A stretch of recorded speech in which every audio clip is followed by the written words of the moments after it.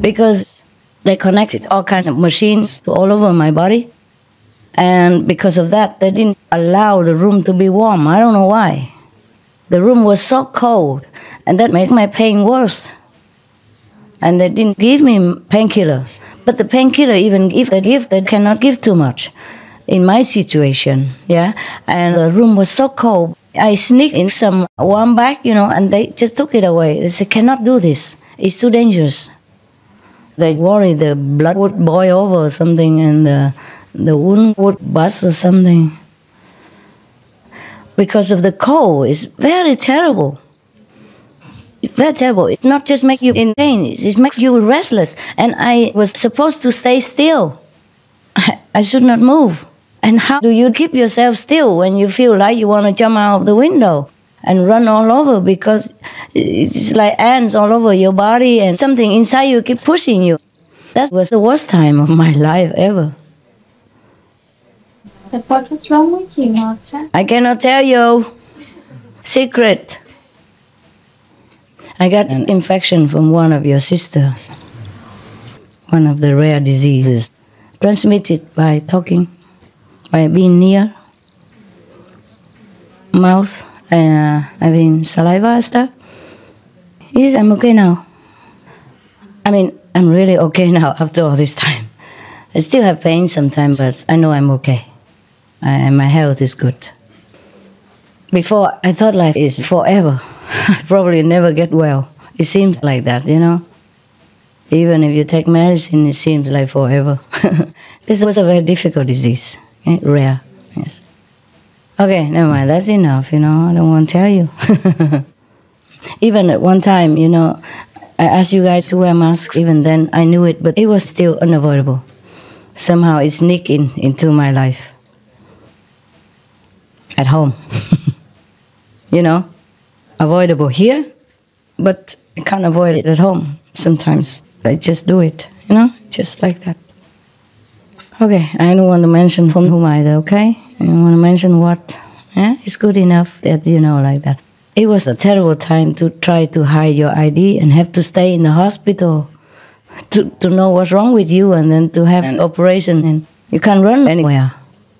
If I run, I have to go to another hospital. And another hospital doesn't have that equipment in that area. For some special equipment, you have to go to some special place. And so in that area, it will be the same. The same ID problem.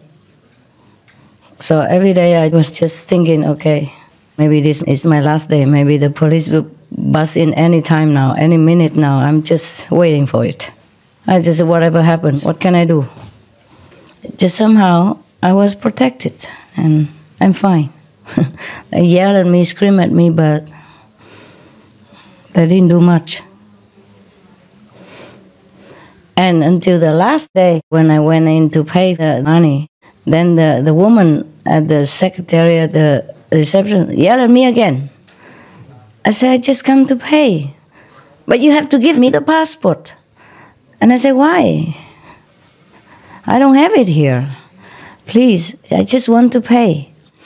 And then she started yelling at me again. Before you look different, now you look different. She said a lot of things. I didn't even understand her language so well. But I know she was yelling, that's for sure. It was very loud, everybody heard it. So the chief of the administration, I guess he's the chief, somehow heard her. Everybody would hear it from miles away. She was so loud.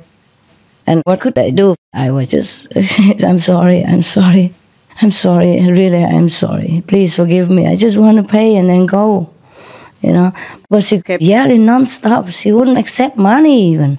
She just say, I want your passport. And then she got somebody translating into English and French and whatever, telling me passport right now. And then the chief called her in somehow. And she took me and the driver in as well. I don't know what the chief said to her. But one looked at me and he was saying something to her, and then she came out. Her attitude changed 180 degrees. She was just smiling at me and said, when are you going back to England?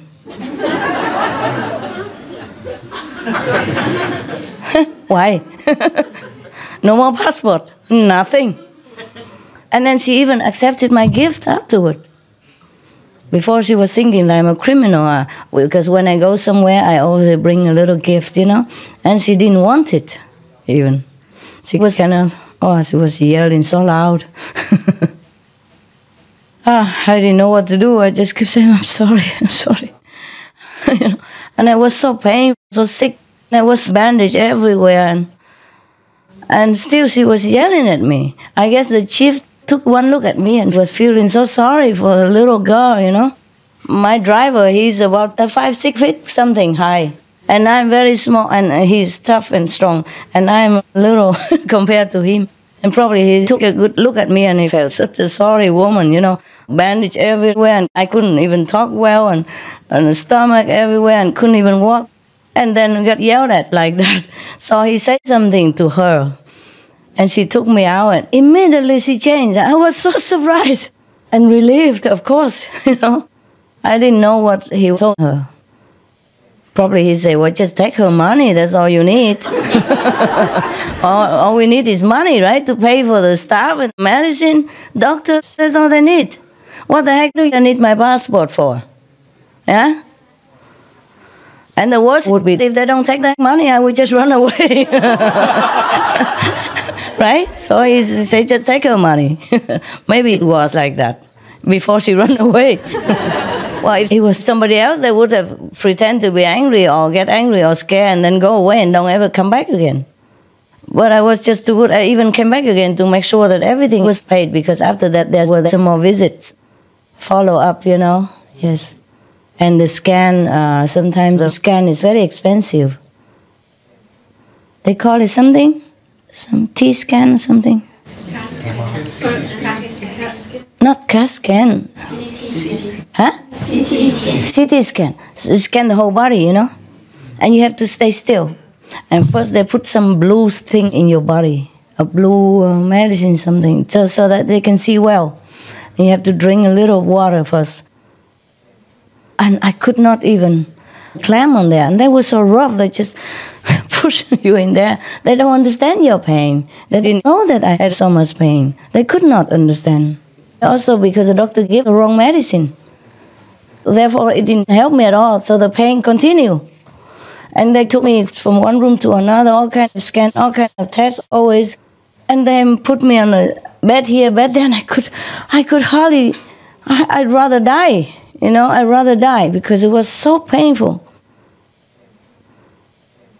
And because they didn't know what was wrong with me yet, so they could not just keep giving too much of anything, just give antibiotics and painkillers, but it didn't help in that situation. It just made it worse. It stiffened my body more, and then it was terrible. I couldn't even eat or anything. And the worst thing was that I was worried about the ID. I was really protected because laying so long in the hospital. Of course, I changed to another 2 or 3 hospitals, but still, you lay for at least many weeks in the hospital, and still I worried. Okay, let's meditate, or I will have to go home, huh? Okay? Any more questions, stories to keep me alive here? Yeah, later, love. Yes. Tell me. Yeah, I want to thank you first, Master, for inviting us. Inviting you?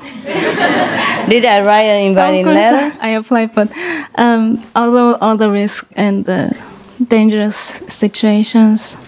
Huh? You the risk, in a dangerous situation? I mean, you have to come. I'm used to it. Thank you I don't so mind much. dangerous situations if I can come see you. Sometimes I can. That's the problem. Not the problem of danger. It's the problem of cannot. Yeah? You're welcome. Yes, thank you. And I hope it's fun. I adopted a cat recently, and I rescued him a while ago with some other sisters. Yeah. And I couldn't adopt him right away, so I was looking for others to adopt him. But no one showed up. No one was available. So he was kind of depressed. So what happened now? Just come right to the end. Did you adopt him? Yes, I did. Okay, good. I was scared that you throw him out. And since I wanted him to be happier, I named him Happy after your dog. And he started eating a lot. Yeah? Yes, like your dog. He's happy. Yes. Is he fat? Yeah, a lot. Did the doctor say he's fat? Yeah, he said sort of he's healthy, yeah. He's healthy, then it's fine. It doesn't matter if he's fat. But later I found out all the other cats who named Happy, they all eat a lot. Yeah? Yeah. Of course they do. Like my dog, people. Yeah. Especially Happy, she eats a lot. And the doctor say go on the diet, fine. I put her on the diet, but after diet she eats more. Then she is all the same. Or she go and takes the food from other dog people when I'm not looking. Yeah? Or she go out and eats nonsense, and I'm worried even more. So lately, the doctor found out that she has the thyroid problem, and that's why she's fat, not just the food. So give her medicine, and she's very model-like now. But still eats a lot. Yeah.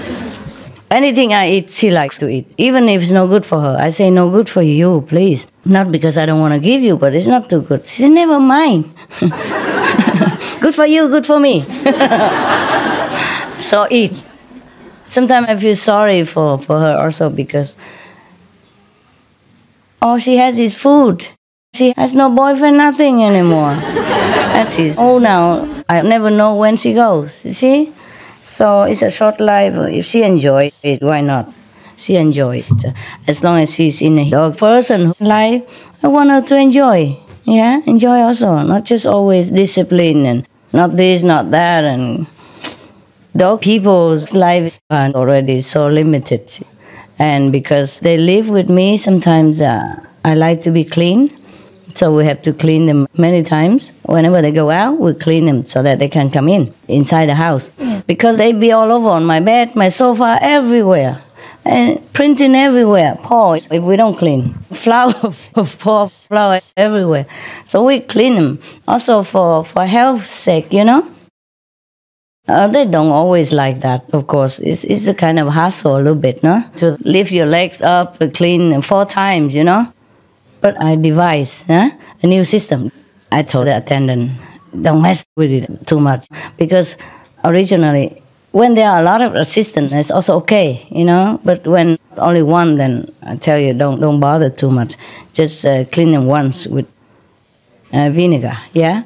And then with water again if you can. If it's too busy, don't bother, yeah? As long as it's vinegar, it's fine. Or use vinegar for 1 or 2 days only, not every day. Other days, just water, so clean. And now we just do like this. Of course, they have to wash the dog people's paws when they come in because of mud, you know? Yes. Otherwise, they will print their paws everywhere, you know, and we can't keep washing. Also, for environmental protection, you keep washing, there's a lot of detergent everywhere. And water is also precious, yeah? So because of that, we clean the dogs. Because if we don't clean the dogs, then we have to wash the sheets all the time. Bây giờ tình đã xa mờ, ôi